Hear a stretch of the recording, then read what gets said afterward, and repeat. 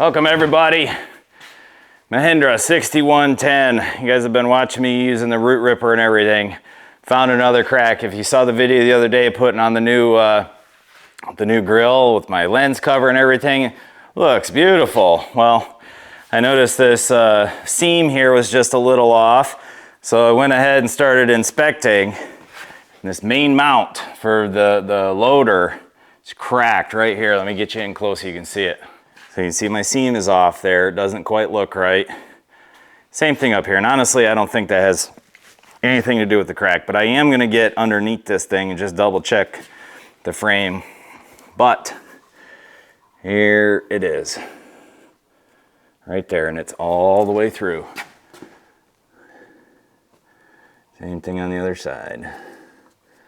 Probably can't see it from over there. I haven't really been able to see it either. So I'm going to do this today. In today's video, I'm going to grind this out. Fortunately, it doesn't really look like it's, moved. It doesn't look like it's penetrated through the weld here. So I'm just going to go ahead and groove it out all the way around. Pretty doggone deep, probably almost halfway on both sides. I want to get a full weld all the way through there. So we'll groove it all out. And honestly, I'm probably just going to MIG it, but we'll see. I don't think it's going to be easy to get a stick on the back side there, but we'll check it out and see what it looks like once we get everything out of the way.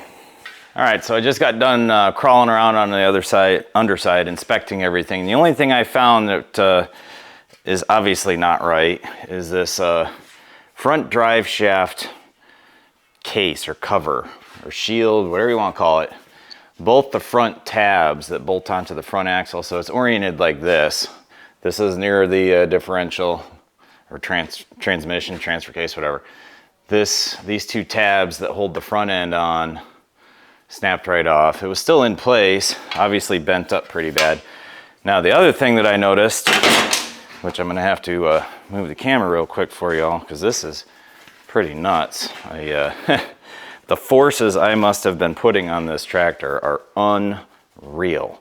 So this mount right here, let me move it up just a smidge. I can't believe that that is bent. This is unreal. The amount of force it would take to bend this. Now this is where that crack is, but look at this. See, if I hold it like that, you can see how far off it is. This whole upper section here is bent in. The other side looks fine, but this side, it's just almost unbelievable that that's at least 1 inch thick steel. I mean, the loader still works fine. This is the first time I've even noticed this. It's bent in and twisted a little bit, which is just kind of unreal. I don't know if you can see the gap down here, but I can rock this thing. Everything else looks fine underneath that I could tell anyway. I'm gonna go ahead and get this area prepped, grind it all out, and we'll get back to the video at that point. All right, so everything's cleaned up and grooved out. I used a couple carbide burrs. Worked out really well. I left maybe an 1/8 inch sliver in the middle. I want to make sure that I get good penetration all the way through. I mean, it wasn't going anywhere anyway. I've been checking it even with the loader under a load with some pretty heavy weight, and I didn't see anything, so shouldn't be a big deal. Got this fiberglass matting. My uncle hooked me up with that, and it makes a great welding mat or blanket, welding blanket. I think the toughest part about this whole operation is going to be getting, well, so far anyway, already has proven true, trying to get the back side in here. So I'm hoping that this MIG gun can reach in there without too much problem. I mentioned it's a 200 or a 240 volt, 220 volt welder. It's 180 amp. Like I said, she is maxed out, so it shouldn't have any problems. As a matter of fact, I probably need to turn it down just a smidge. Turn the feed down just a smidge. And I think we are ready.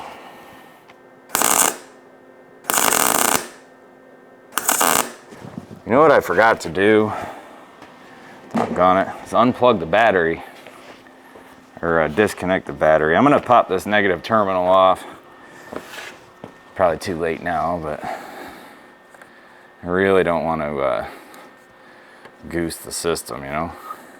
Anytime you're welding, it's a good idea.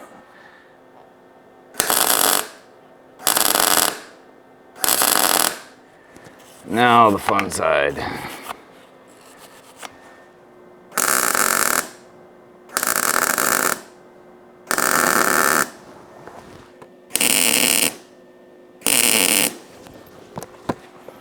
Suppose I probably should have covered that fuel tank, huh?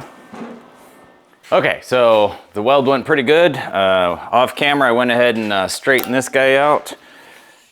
All these wrinkles that were in here, which honestly, I'm not sure how that happened. Maybe some, you know, twigs or saplings or something got caught up in the drive shaft and pulled it through. And anyway, yeah, it's all straightened up. The little hold down brackets are welded back on. Worked out pretty good. I'm hoping that they're in the right position, because if they're not, I'm gonna have to bend it or something to get these bolt holes to line up. Take a little closer look at this now. So it's not gorgeous by any means, but all things considered, I swear the camera makes it look worse. So take it for what it is. Anyhow, the crack is definitely filled in. I'm not sure if we'll be able to see the back side here. A little bit. Getting this backside was a real bugger. Anyway, it did have a little spatter. I had it set a little too high a few times. But overall, I am really happy with how that turned out. I don't really have any undercut, which is fantastic. I don't think that buildup is going to be in the way of anything, so I'm not worried about that. And now I'm just going to take a little of this black implement paint here with a throwaway brush.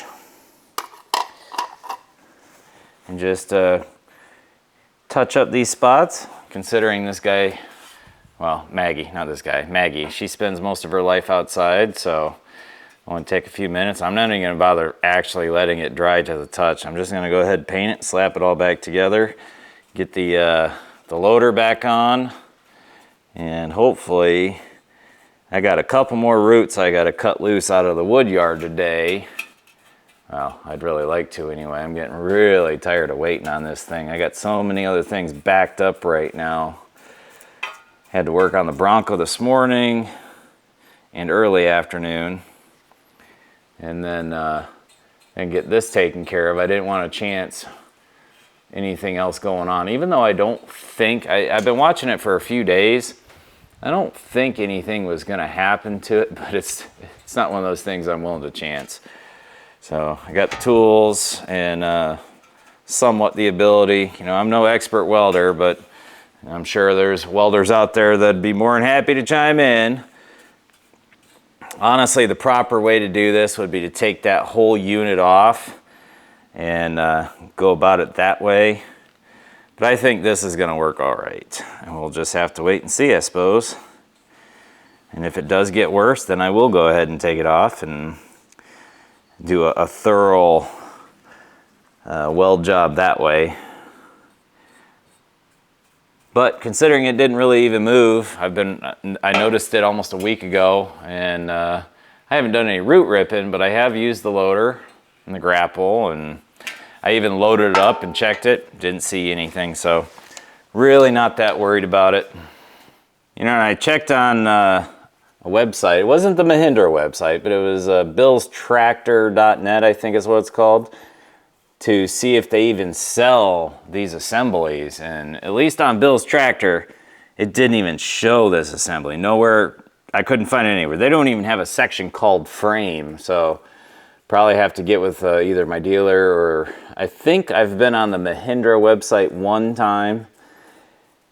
And I'm just curious how much this entire assembly costs. You know, it's one big old bracket. And I thought it was welded to the frame. It's not. It's one huge bracket that's bolted on in a bunch of different places.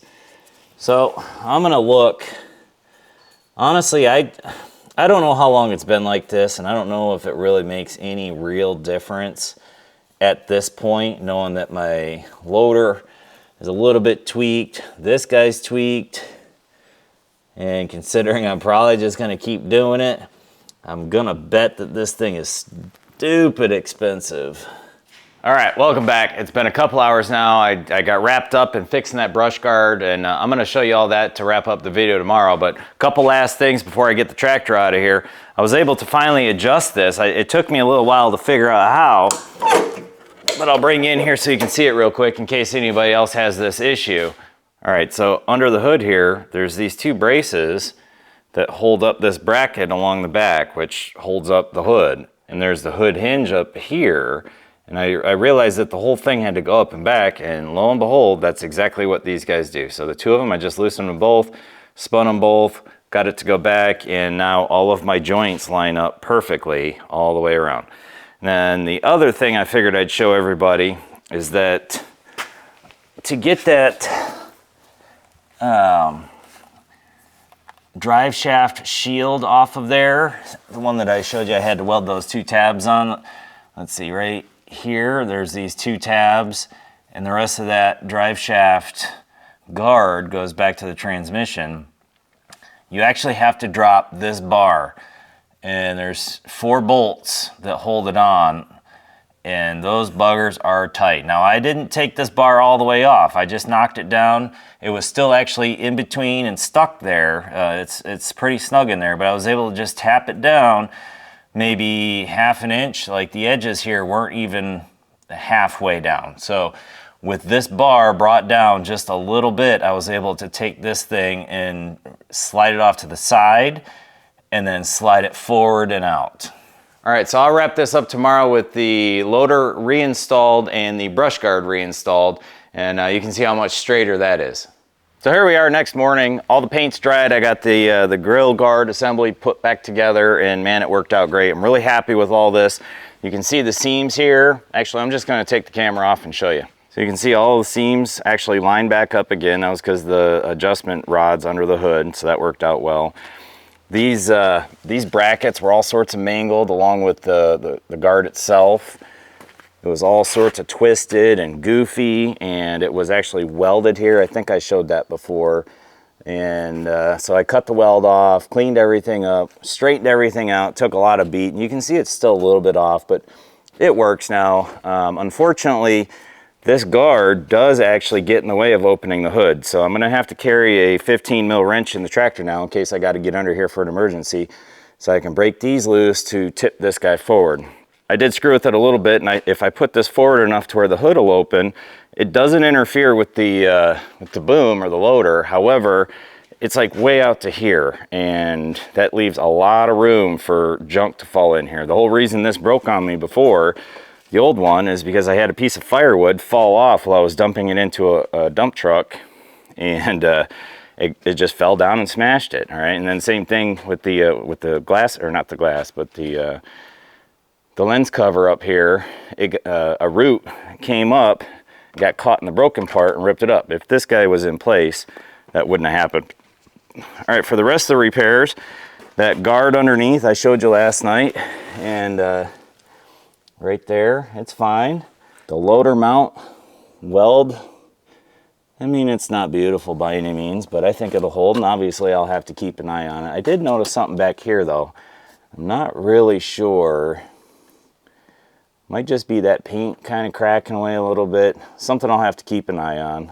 And same thing with the hood on this side. All the seams lined back up the way they're supposed to. Now I do have 2 new headlights coming in. When that headlight got ripped out, it actually broke the tangs off the back of the bulb itself.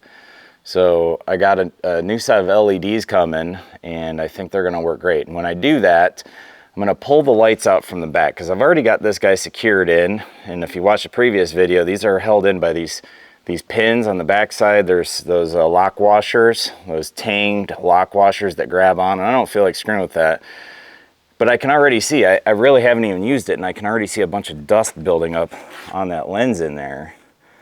So what I'm gonna do is, when I get the new light bulbs, I'll pull those light assemblies out from the back, clean everything back up, and then I'm gonna go ahead and take some clear silicone and go around the edge here, because that the stuff, that seal that's in there and the gasket stuff that I put in there with it, just to keep it in place while I was reassembling, isn't keeping the dust out. So That's one thing I'm gonna have to get to. I don't like the way this crap looks either, so. All right, one last thing here. I got a lot of comments on the root ripper dropping the big tree video. It was a short, and a lot of people saying I shouldn't be doing this, and I agree. You know, this is putting a lot of stress on this tractor. However, I will say I don't believe the root ripper is causing this. I believe it was for the first 4 years of, you know, making trails through the woods and all that using the grapple. You saw yesterday when I showed that that mount, the same mount that was cracked, the whole reason for the video, it's all twisted sideways. That doesn't happen from a consistent up and down pressure. That happens from twisting. And when I was pulling trees and, you know, roots with the grapple, that's a 6 foot wide grapple, and I'm like pulling and pulling. I can watch the whole front end twist, and it's picking up the tractor and all that. I'm really confident that's what caused all these issues. I'm just now getting more into the repairs on the tractor because I don't want it to get any worse. So the root ripper, yes, it's very stressful on a tractor. There's a 60 horse, well, 59 horse tractor. It can handle quite a bit, and it's designed to stop lifting or only be able to lift as much as the tractor. Now, obviously, you've seen it where I can actually lift the rear end up or the front end up and twist the whole thing. And you know, it is extremely stressful on the tractor. I wouldn't recommend doing this or a root ripper unless you have the capability and the means to take care of your own jobs, you know, repair jobs, because it could add up really, really, really quick. It's tough on the hydraulics, it's tough on the frame, it's tough on the loader itself. So just understand, if you do anything like this, you know, you got to take that into account, and you either better be able to fix it yourself or be able to pay somebody to fix it, because odds are you're going to damage the equipment. But hey, I hope everybody enjoyed the video. I hope somebody got something out of this. Keep yanking on them bootstraps, and we'll catch you on the next video.